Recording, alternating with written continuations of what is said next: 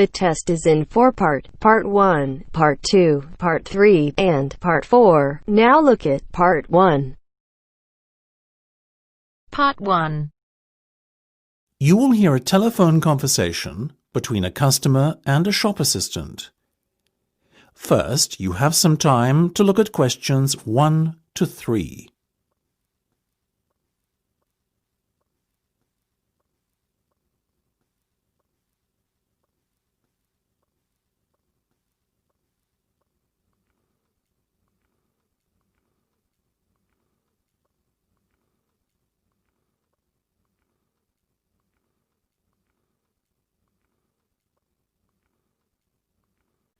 You should answer the questions as you listen, because you will not hear the recording a second time.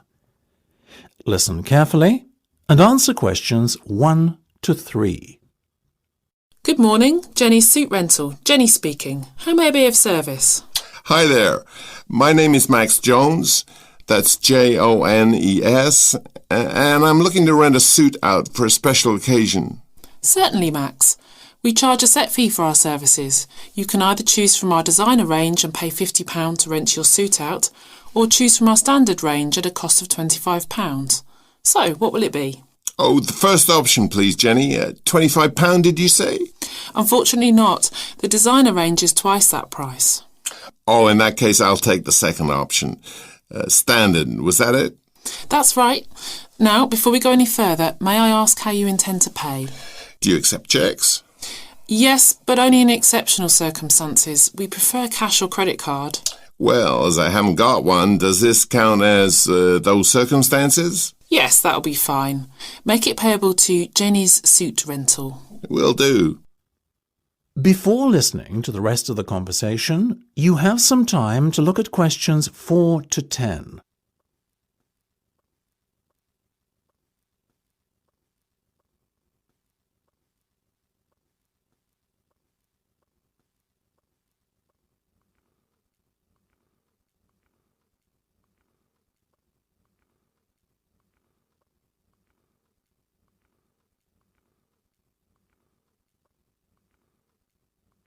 Now listen and answer questions 4 to 10. Now, Max, can I take your measurements, please, and a few details about what sort of suit you have in mind? Certainly. Let's start with the trousers then, shall we? What is your waist size and leg length? I used to be 32 waist, you know, but these days it's more like 36. Too many cream pies. I've been there. And about the leg, 34? I wish. I'm afraid I'm somewhat lacking in the height department. Not even a 32. 30, I'm afraid. Never mind. As for the colour, could you do a dark grey suit? In fact, we have a very smart one of those in just your size. You're in luck. Now, what about shoes? Same colour? No, I think I prefer something darker. OK, let's go with traditional black then, shall we? What about size? I'm a size 45. By my calculations, that's 10 in our sizes. And style? What have you got? We do suede, nubuck and traditional leather. Definitely the last one. Very well. And will you be wanting a necktie? Do you do bow ties? Of course. I'll put one of those down in your order. Dark grey, I presume? Perfect. To match the suit. I think I fancy a light blue shirt, by the way. Might I recommend a green? Green would go very well with the suit you are renting. Light or dark? I'd say dark. Dark it is then. My neck size is 17 and a half. Hard to believe that a little over a year ago I could fit into a 15, isn't it? Those cream pies again, right? You got it. Now, what about your suit jacket? Same colour as the trousers, obviously, but what size? Medium should be fine. You sure? Yeah. And have you got any of those 3-button ones? I'm afraid not. The 1 and 2 button suit jackets are far more popular at the moment. In fact, the 1 button is all the rage. Let's have that one then. No problem. Now. That is the end of Part 1. You now have half a minute to check your answers.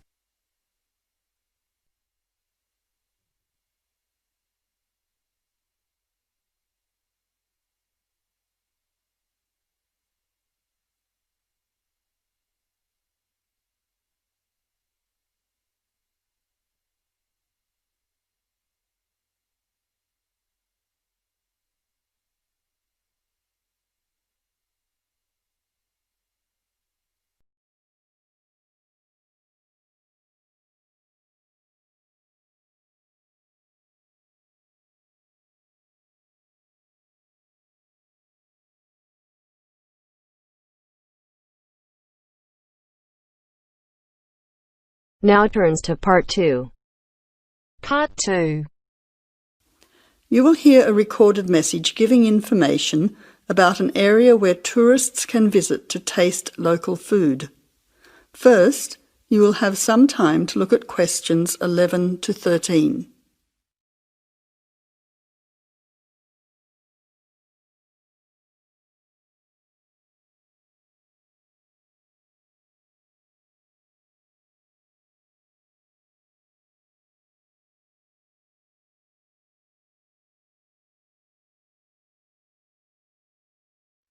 Now listen carefully to the first part of the message and answer questions 11 to 13. Welcome to the tourist information line for the Valley Food Trail. Here you will find many local food products for you to sample and buy. It is possible for you to spend as much or as little time as you want, but I suggest that you allow a full day for touring this area. Of course, there are many half-day tours available for those of you short on time. Now, it's quite a large area and stretches from Brookville to Ford Hill. For those of you unfamiliar with the area, that means that it is 10 kilometres to 35 kilometres from the city centre, or by car 15 minutes to the closest point, continuing to 55 minutes at its furthest point from the CBD. Of course, apart from food, there are many other places of interest in this area, including cafes and restaurants and galleries and studios. But I wouldn't recommend you go here to see parks and gardens. The other information lines will give you specific information related to these particular attractions. Before the final part of the message, you now have 20 seconds to look at questions 14 to 20.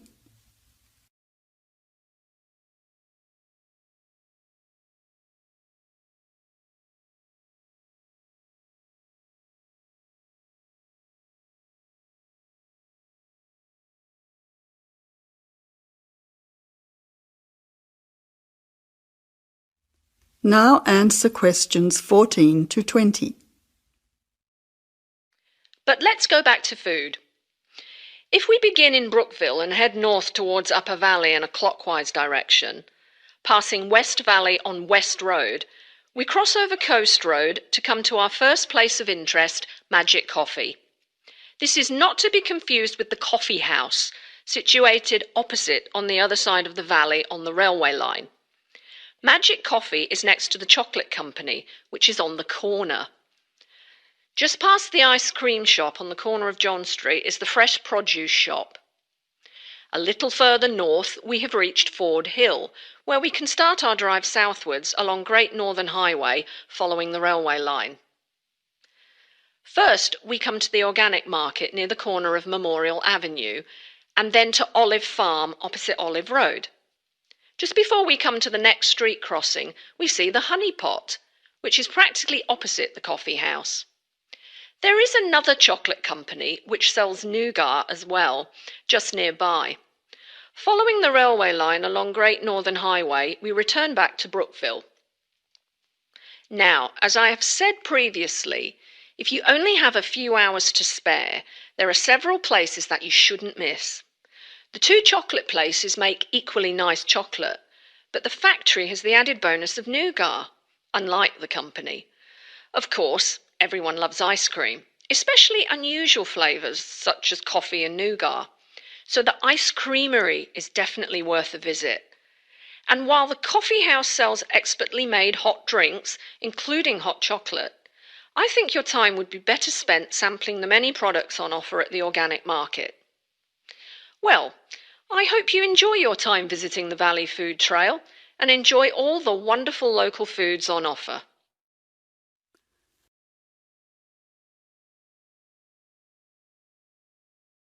That is the end of Part 2. You now have half a minute to check your answers.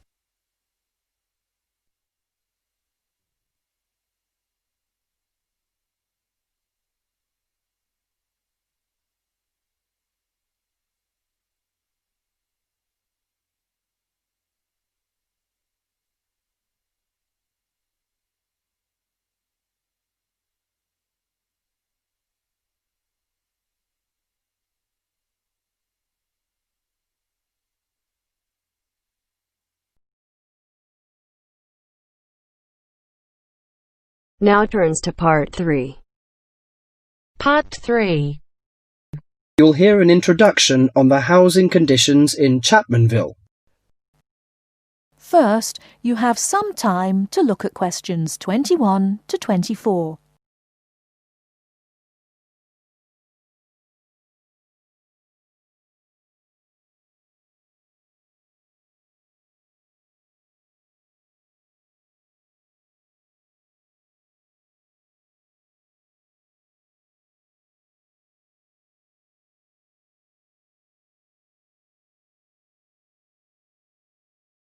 Now, listen carefully and answer questions 21 to 24.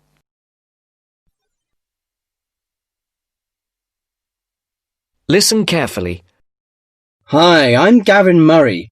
I'm the rental manager for the Central Chapmanville Real Estate Agency. I'm a real estate agent, much like any other, in that I help people buy and sell houses. But about half of my time is spent working to assist people in renting houses and flats. I've been in this business for a dozen years now, and I know the city very well, in terms of which areas are the better places to live and how much it costs to rent in these areas. Now, I normally divide Chapmanville into 3 areas in terms of rental prices. Generally speaking, the area in the northern part of the city is the low end of the spectrum, the cheapest housing. So if you're looking to spend as little as possible on rent, I suggest you look there. The most expensive area would be the eastern part of Chapmanville. Most people think it's the prettiest part of the metropolitan area because of all the hills and parks. As so many people desire to live there, housing prices tend to be quite high. The middle market in terms of price for accommodation is found in the city's western and southern areas. Now, let me give some examples of how much it will cost you to rent in these areas. Let's imagine you're a single person looking for a 1-bedroom flat. In eastern Chapmanville, you would be paying no less than $650 a month for such a flat. You won't find anything for less than that. But a lot of people pay as much as $1,100 per month or more. The higher-priced flats are usually the ones in the hills, which run through the east. They've got the best views of the city. A similarly sized flat in the west of the city and the south, 2 for that matter, would cost you at most $650. But there are many flats going for less, and if you look around a bit, you can find one for as little as $350. That's quite a reasonable rental price for most people. If you find that too expensive, I suggest you head to Chapmanville's north, where the cheapest flats are to be found. 1-bedroom flats there start from about $170 a month and up to about $400. Now, for those of you who want something bigger, you'll have to be prepared to pay about double those prices for a small 2- or 3-bedroom house.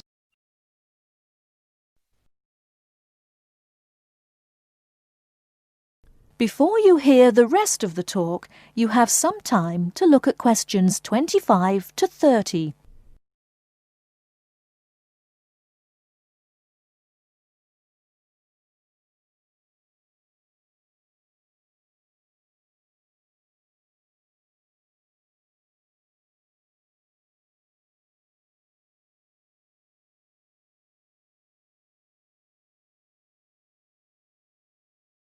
Now listen and answer questions 25 to 30. For those of you who want something bigger, you'll have to be prepared to pay about double those prices for a small 2- or 3-bedroom house. That goes for any of the areas I mentioned. Okay, so much for prices. What are the advantages and disadvantages of these areas? Well, I told you that the eastern part of Chapmanville is the prettiest. There are lots of parks and lots of trees all around there. Oh, I should mention that the only public transport in the east is the bus. There aren't any trains, so it's not that convenient, as you can imagine, even though it's richer part of the city. In the south, you've also got the river, but you won't find too many parks there, because of all the factories alongside the river. In fact, there's quite a bit of industry in the south, which makes it a less desirable place to live. Still, the south is convenient because of public transport. The south has very good train services to the city centre, as well as buses, and that's why a lot of people choose to live there. I said earlier that western and southern parts of Chapmanville are about the same in terms of the price you pay for accommodation, They also have the same sort of public transport services, but the two areas are quite different in other ways. The west is next to the bay, so it's quite attractive in that sense, but there are a couple of problems with the west.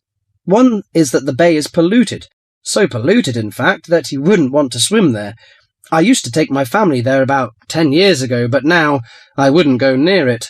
The other disadvantage of the west is that it is where the airport is, the Chapmanville International Airport. The noise can be quite annoying. Lastly, the north.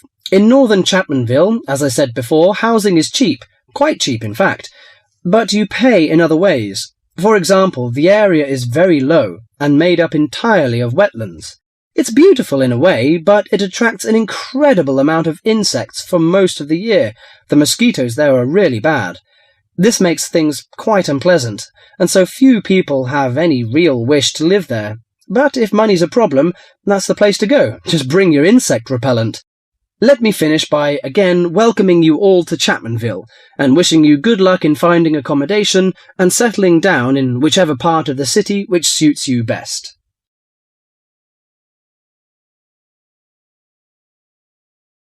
That is the end of part 3. You now have half a minute to check your answers.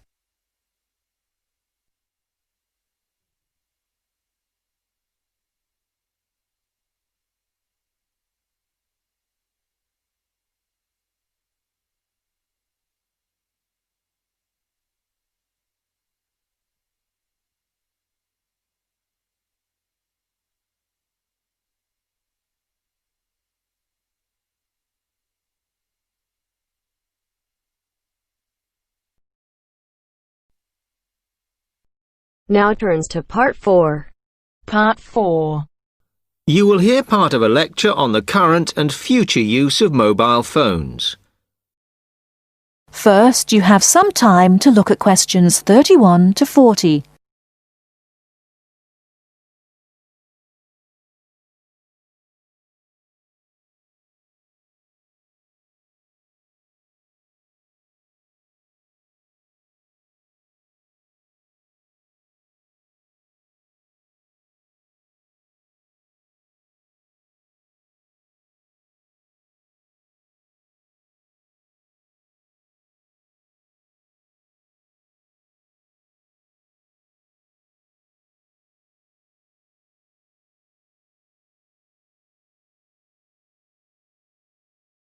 Now listen carefully and answer questions 31 to 40.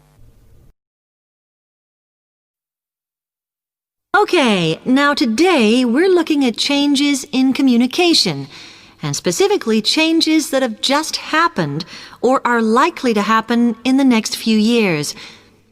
Key to this is the mobile phone, which is increasingly being seen as an all-purpose system rather than just a phone.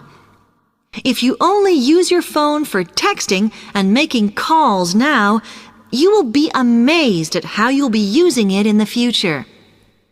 The technology has been developed for a range of other uses. For example, phones could be used so that if you are meeting someone and they get lost, you could send them a map of your location to help them. This will save all those complicated explanations over the phone and our poor friends or colleagues trying to drive and find out where they are at the same time. And if you get bored waiting, or if you're traveling, for example, you will soon be able to see TV news on your phone as it is actually being broadcast. This means that you won't have to miss any of your favorites if you were away for a few days. Most people have got used to texting now, and young people send pictures to each other. But what is exciting is the possibility of putting music with them before you send them. And it's not all frivolous. Phones are going to become even more critical in business and education. Some recent developments have a highly practical usage. So, for example, as lecturers, we will be able to send everybody a text to let them know if lectures have been cancelled. And the new phones could have a further use in education, as well as business, as they will enable us to go to any destination, such as when we are doing a field trip, for instance, and from there to send data directly to a computer so that we can access it when we get home. This means we will no longer be limited by what the phone can store. And it's interesting to look at the different ways that men and women use phones now, as that does affect how the technology will develop. Some research has been done on how people use phones, and some of the results are surprising. One of the increasing usages of mobile phones is to get all sorts of data, such as phone numbers, the weather, train times, etc. And while there's been an attempt to set up connections with things that women might be interested in accessing, it is overwhelmingly men who do this. But what about the traditional use of a phone? To speak to people? I suppose we would predict that it is mainly women who use phones as a method of contact for friends and family, but, in fact, the genders exploit this facility equally. I've spoken about the increased business usages that phones will offer, and I suppose we would associate this usage with men. The survey picked up, though, that women are often working from home or catching up with work in the evenings, so they use phones in this way as much as men do. Most of us are aware we can store photos on our phones. It's an ideal method of capturing a moment wherever you are. Women tend to be the group that keep photos on their phones, but it seems that men use their phones to actually take pictures much more than women do. And of course, all this knowledge affects the marketing that the companies will do in order to sell the phone.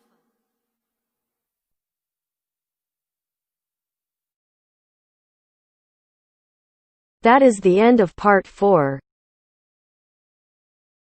You now have half a minute to check your answers.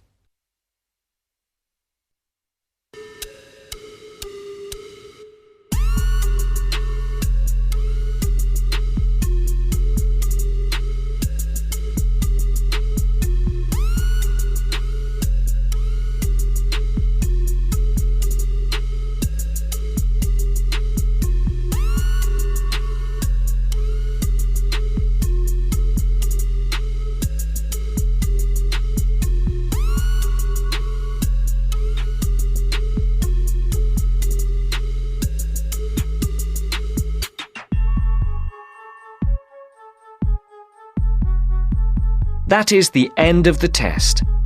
You now have 10 minutes to transfer your answers to your Ielts listening answer sheet.